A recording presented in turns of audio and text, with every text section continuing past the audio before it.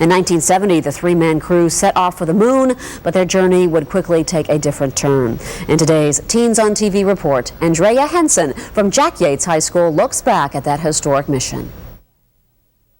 Jack Swaggart, Fred Haise, and Jim Lovell were launched into space with the goal of landing on the moon.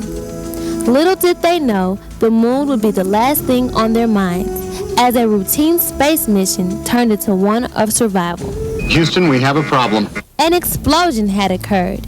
No one knew why or how or what would happen next. That was a very scary evening. We did not really know what had happened to the spacecraft. Chris Kraft, director of the Johnson Space Center, had to maintain calm. Fred Haise explains how the astronauts felt after the explosion. So my initial sense was confusion. What was this? What had happened?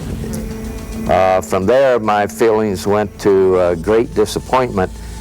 So I knew right then, within the first minute, we had lost the landing mission. Gene Kranz, the Houston flight director, was responsible for solving problems. The most significant, finding a way to power up the command module and make 3 men survive 3 days with very limited resources in the lunar module. The intensity of that mission, I don't think will ever be forgotten.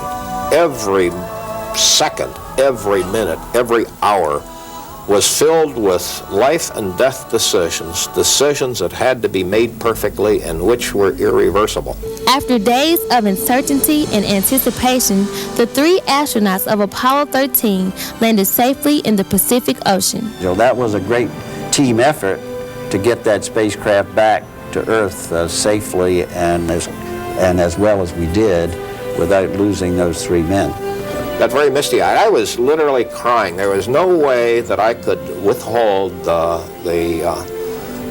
emotional release at that instant. They may not have landed on the moon, but Apollo 13 landing on Earth was just as significant.